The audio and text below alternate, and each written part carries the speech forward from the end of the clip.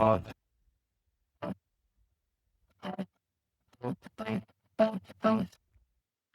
welcome back to the Will podcast. I am so excited to be with Marla Tseng tonight. Marla uses human design and astrology to help unhappy professionals figure out the type of work that lights them up. And she uses human design also for team building activities and corporations. And I definitely want to hear how you're doing that and what you're doing with that tonight. Marla has a background as a lawyer in the corporate world for nearly 14 years. And now she's bridging the metaphysical world as well as bringing grounded, strategic, and heart centered work for her clients, approaches to help her clients. And Marla is a former Will member, and we're going to talk about her Will journey and hear how Will helped her overcome her fears and step out into her own aligned work and life. So, welcome to the podcast, Marla.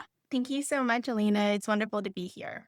I'm so happy to have you. Let's start with just like your legal career. Like, tell us a little bit about how you decided to go into law and some of your kind of ups and downs in your legal life. Sure. It was a very practical decision, my decision to go to law. I didn't know what I wanted to do. And I knew I wasn't really going to go into science or math or any of those sorts of careers. And I was always an excellent student. And so it just seemed like a good fit at the time. And so I ended up going to law school here in Texas. And then I started at a big law firm. And I was there for 3.5 years, a little bit of real estate, but was eventually put in the International Trade Compliance Group, and they deal with sanctions and export controls.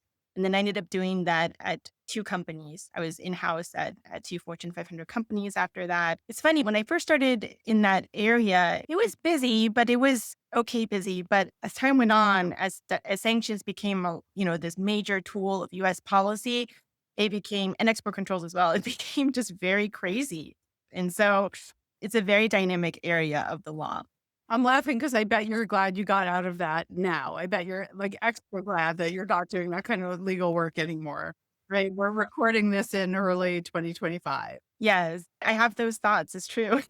Because I just feel for the attorneys in that area, it can be really, really stressful. So, wow, 8.5 years in big law. I knew you were in big law before in-house because when you came to Will, you were at your second in-house role. So, but I didn't know it was 8.5 years. No, sorry. It was 3.5 years, about 3.5 years at a company. And then, and almost 7 years at the second company. Good. And what helped you leave the big law firm? Oh, a lot of my friends started to leave. It was around that time that a lot of people, started moving on, going in-house actually. And I always knew, even when I went to the law firm, that I didn't really intend to try to be a partner. I thought I would probably leave around year 5, to be honest. But I didn't like the work enough to stay without the people that I cared about who were going in a different direction. And I was really hoping to have more of a work-life balance.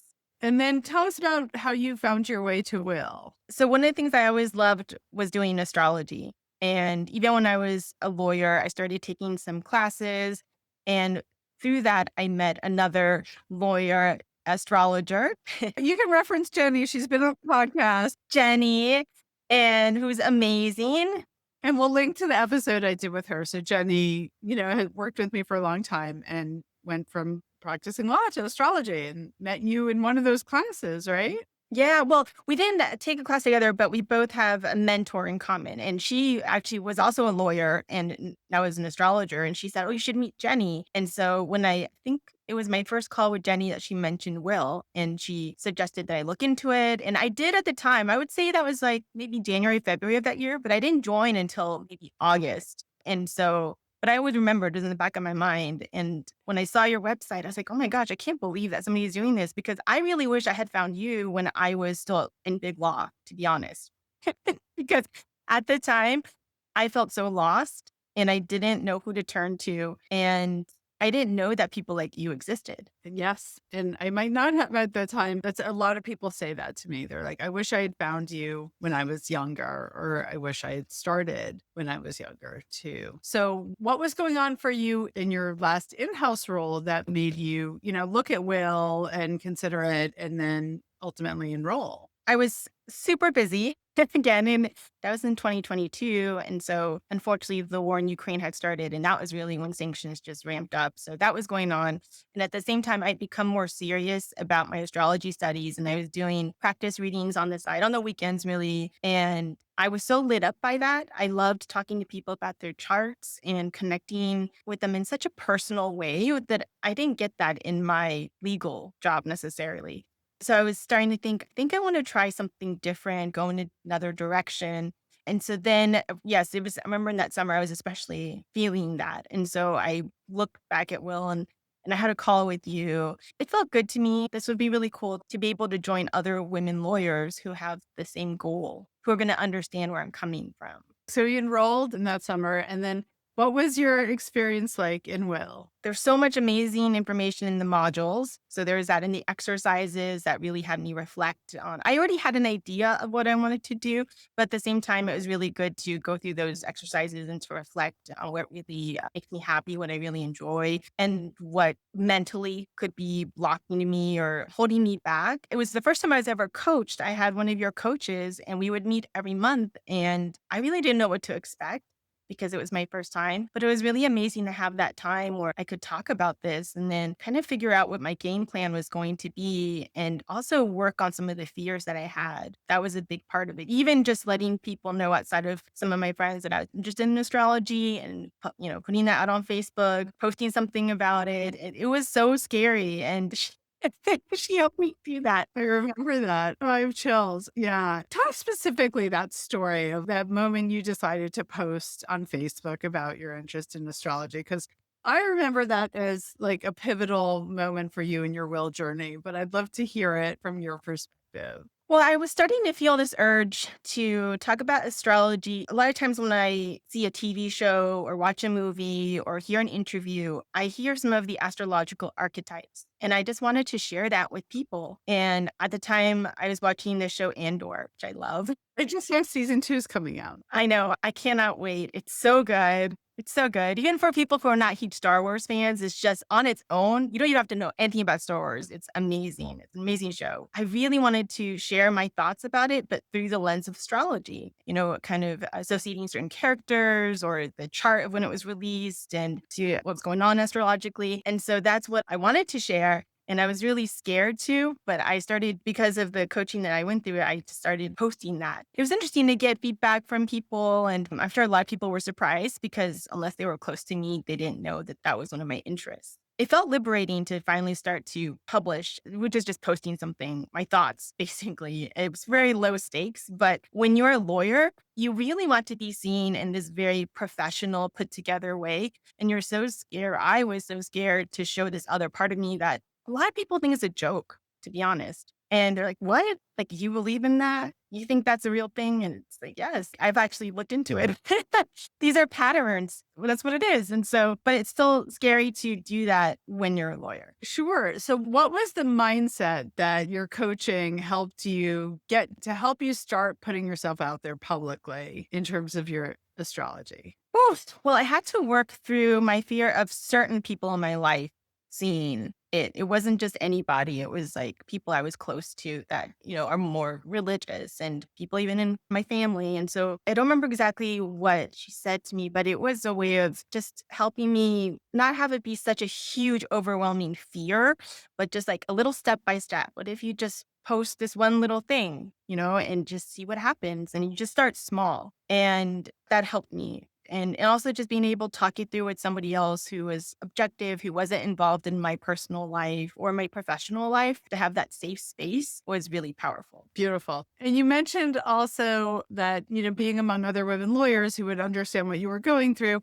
What was that community element like for you? Yeah, I mean, the community is amazing. You draw awesome women to you. And I didn't always make it to the calls, but the times I did where it was just amazing to hear other people's experiences, their professional experiences and their personal experiences, and to really be able to, it all resonated with me. It didn't really matter whether they were working for the government or working in-house or working at a law firm. It's kind of the same issues a lot of the times. It just felt good because we just understand everyone our experiences. All right. Take us now. Like, so Will helped you through this time, like get more public about your astrology. Tell us what happened ultimately with leaving your job and starting your business, how that went. Yeah, so in 2023, let me see, in March of 2023 is when I gave my notice. And I remember this is actually, you were so helpful with this because I did go to a will call before that and we actually play acted. My role played like what could happen during the call. Yes, giving notice. I remember. Yeah, because I was scared. I was scared to do it. I didn't want to let people down, even though I knew it was the right thing. I was the subject matter expert of my company and I just felt bad about leaving. And I had a great boss, wonderful boss. And so it was so great to go through that with you. You actually, and it's so funny because I had this hadn't crossed my mind, but you said, well, what happens if she asks you to stay longer? And I was like, that's not going to happen, you know? And then, but that is what happened. My boss asked me to stay at least part time while they were looking for somebody to replace me. And so I actually didn't end up leaving right away. I was going to give my 2 weeks notice and I actually was stayed on throughout the summer. And I even interviewed people for my own position. So it was unexpected, but it helped me that I had done already contemplated that with you. Yeah, that was, I remember that was really pivotal. I was like, they're going to ask you to stay longer. It's like, you're like, no, no, no. I was thinking they're going to hate me. They're going to want to, Like almost everyone is so surprised that giving notice, it never goes as they think it's going to. I would say almost always people think it's going to be like horrible. People are going to be mad at you. That's not what ultimately happens. Often you see how valued you are. Often people are asked to stay longer or go part time or consult for a while, something. I'm glad you were prepared for that situation. Yeah, you're absolutely right. It never goes the way that you think it will. I was hoping, I remember I came in early that morning hoping to go to my boss's office to have an in person talk. And then it turned out that she was not at the office because I reached out to her and she was about to travel. And I ended up having to do it on a call with her, which I felt bad, but because she wasn't going to be in the office, I had to do it. And so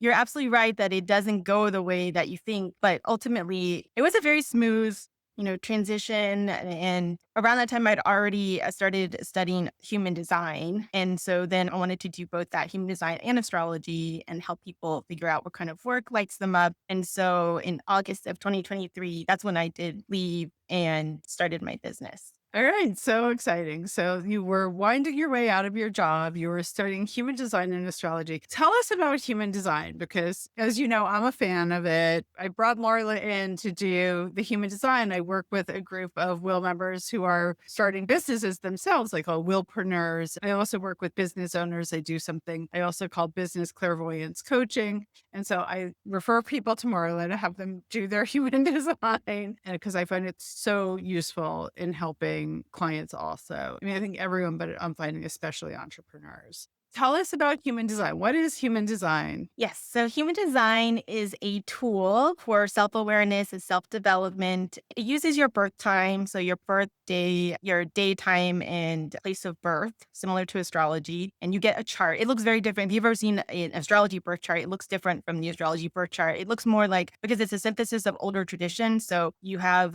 energy centers that look like the chakras. You have what are called gates, these numbers that correspond to the I Ching. There are sort of some elements from the Kabbalah and then astrology. The planets where they were both when you were born and also about 88 to 89 days before you were born. And all of that is meant to show you how your energy works, basically, and the most aligned way for you to move through life, to make decisions, to be your own authority. That's one of the things I really love about human design. It's really about you making your own decisions in the most aligned way for you. There's a process of deconditioning as well, which is sort of becoming aware of the things that aren't you, that you've taken on throughout your life that could be holding you back from being your authentic self. I love it. And how are you using astrology? I mean, you use this term, you were lit up, like astrology would light you up, human design lights you up. You use it with people to help them figure out what lights them up. How can people use human design to help them figure out what lights them up? Yeah, well, in human design, the most aligned ways for you to work, that's a really huge part of it. And one of the big themes in human design is burnout. So trying to avoid burnout. Or unfortunately, a lot of people discover human design after they've burnt out and they wonder, why can't I work in this way, like the Energizer Bunny, that I think I should be able to? And it turns out actually that's not really the way that I'm built. Or it also turns out actually you're supposed to be doing something you enjoy.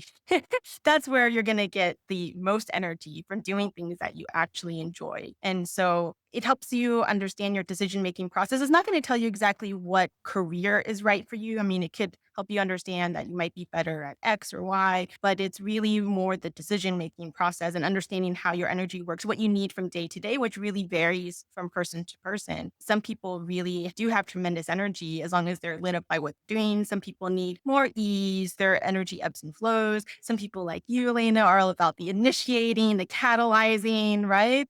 Yeah, I was gonna say, give us some examples. Why don't you use both me and you as different examples? I'm a generator, and that's the most common type. So the generator types, both generators and manifesting generators, are about 70% of the population, and that's most people. And we do have sustainable energy as long as it's something that we enjoy doing. And of course, you're not going to enjoy every single thing throughout the day, but if as a generator, you use up your energy, if the majority of your day is spent doing things that you actually do enjoy, then that's going to help you go to sleep better. You're going to be able to rest and then kind of recharge overnight and start over the next day. And whereas a manifestors are 9% of the population. And they're really here with this amazing initiatory energy to get things started, to really start things for the rest of us. And that's where their gift is really in the catalyzing and not so much in the sticking with it over time. Like they're supposed to move on and do the next idea, act on that. And so it can really help when you know that about yourself, because then you know, okay, I don't really need support in the beginning, but I need support near the end, like for people to keep doing what I started, right? Yeah, Marla and I were talking before we started recording about how I have a marketing lead. It's really helps me because I just want to create the thing and like put it out there. But you got to spread the word. And so it is really, really helpful for me to know that I'm a manifestor and that I need rest. Also, I can go through long periods of rest where I don't feel super productive. I'm not creating something new. It's a fallow time for me. And in our society, it can be so hard to think like I'm doing something wrong. I'm supposed to be working every day, should be grinding and hustling. And that is not how I am designed. So even though I work in my business a lot and I love it, I still really need that downtime. And I'm kinder to myself around that now. Yes, that's one of the beautiful things about human design is giving ourselves grace and the permission to really follow what our body is telling us. It's so much about the intuition in our body. And once you become aware of that, it just makes such a huge difference, because a lot of times, especially I've thought about this a lot as a lawyer, I would really ignore my body. It's like you're just grinding away, like you say. I wouldn't even sometimes go to the bathroom. I'm like, I'm just going to keep working, working, working. I wouldn't eat. I would not sleep very much. I would sleep for a few hours and then wake up at 2 or 3 in the morning to keep going on. So, I mean, it's crazy. Right. And talking about burnout. And that's all the stuff that leads to burnout, right? Not overriding your body over and over and over again and being in a constant state of fight, flight, or freeze, not having time to recover from that. So, how does human design help people with burnout?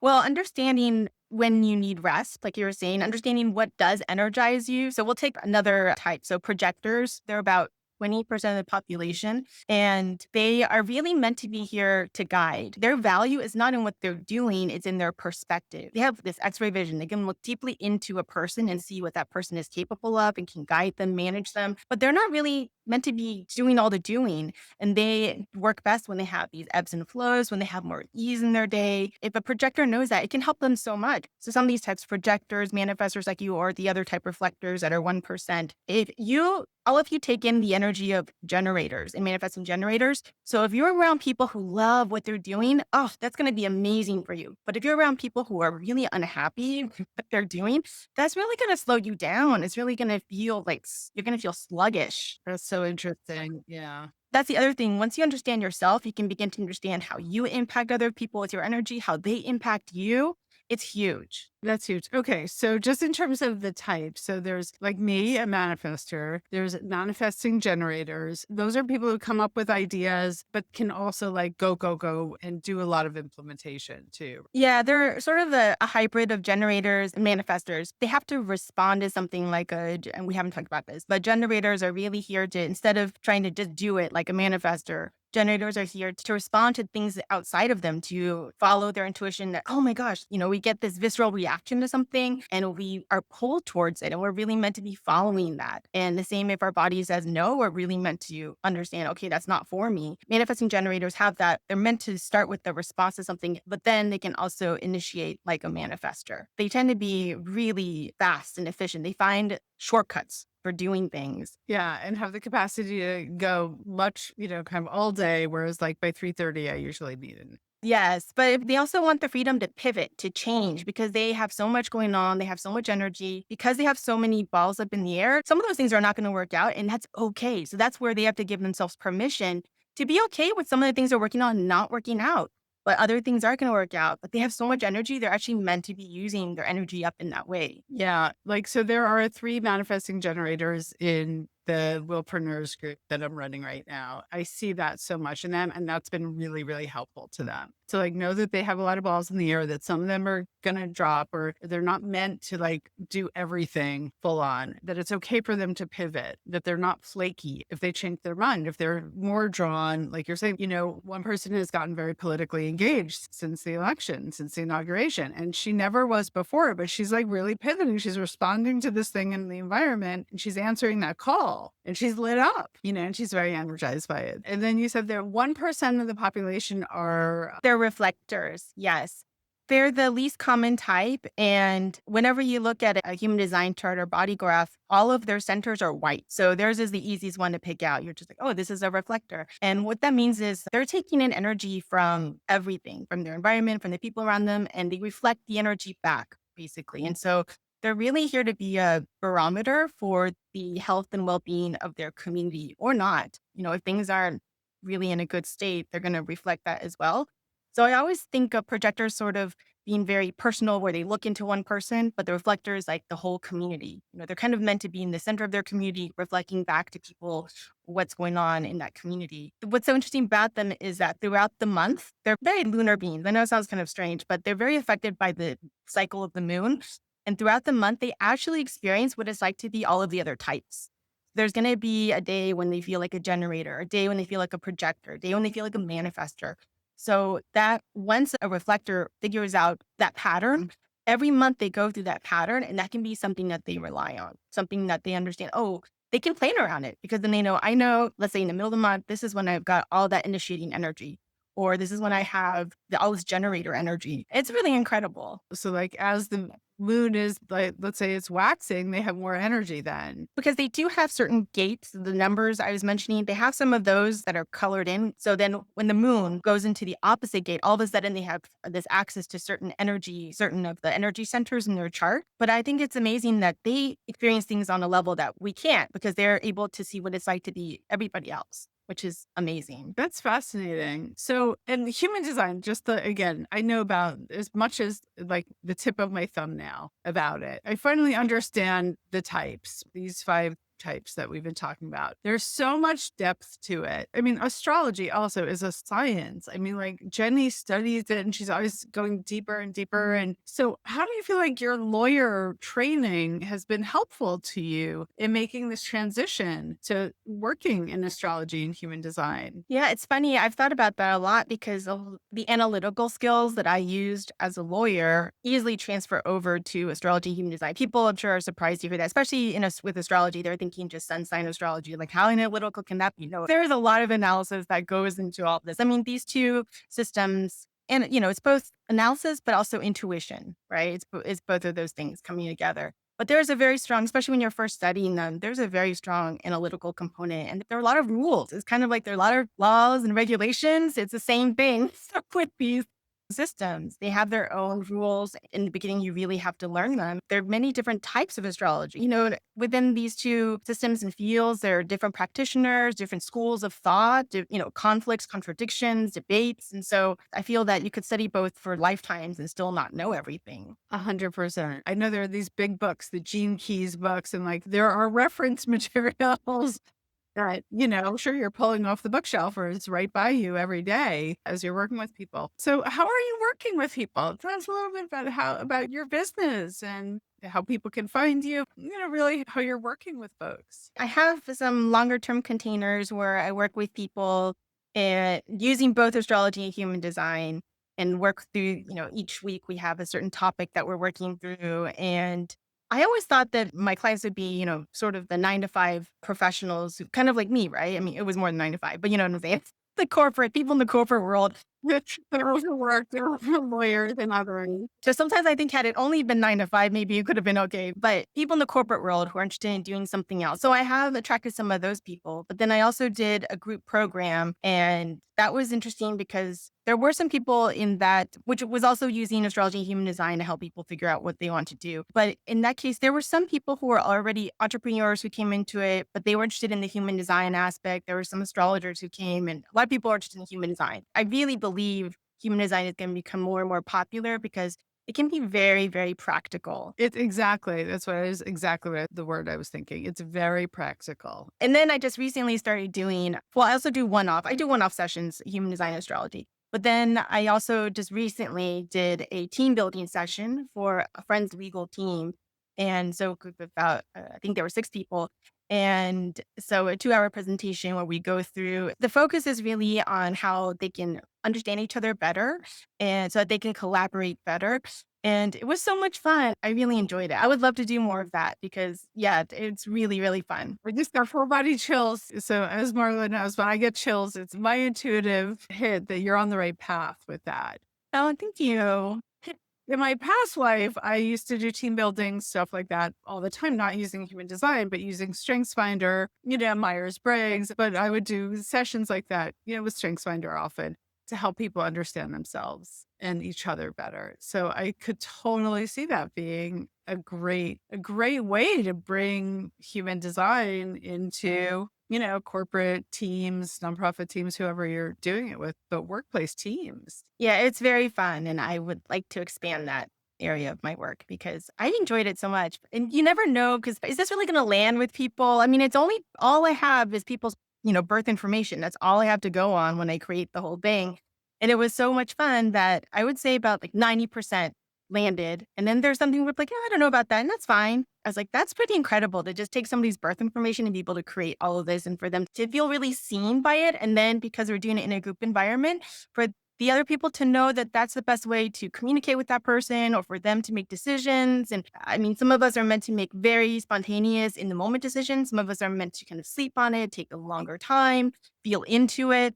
And it's so beautiful when people know that about each other. Yeah. And when you know that about yourself, I mean, for me, two of the things that I think I use every day with knowing my human design is the decision making piece. I know I'm meant to ride this emotional wave. So I'll come up with a great idea and I'll be all like gung ho with my team. And then the next day I'll be like, wait a minute, I'm not so sure. I want to rethink this part of it. And now that I know that that's how I'm designed, I can say, okay, we're having this great brainstorm. I think I want to do this, but I need to sleep on it. Let's circle back in 2 days or at the end of the week or next week, whatever it is. But when I really landed, because I used to say like, yes, let's go do something. And they would start to make it happen. And then I'd be like, no. And then I felt flaky and like a bad leader, right? So knowing that this is how I'm designed, I can inform and let my team know that I actually need some more time. Even though I'm really enthusiastic about it right now, I just need to ride the wave. Yeah, well, 50% of the population has what you're talking about, emotional authority. There's so many pressure tactics, like sales pressure tactics. And there's this idea that if you can't make an instant decision, that there's something wrong with you. I've seen that a lot in the coaching industry. People do feel pressured. And then you end up thinking there's something wrong with me that I, no longer feeling that this is the right thing anymore. And yet, but once you know these things about yourself, it's just because I also have emotional authority. And I always wanted to jump into things because I would feel that gut response to something. But then later on, I'd be like, I don't know. I think I acted too fast. It was really interesting to find out that I am meant to sleep on it and take a little bit more time, feel into it. Yeah, make kind of my final decision. Yeah, I love that. I also have quick start. So I can be like a really kind of quick to jump in. So this has helped me actually not buy as many coaching programs.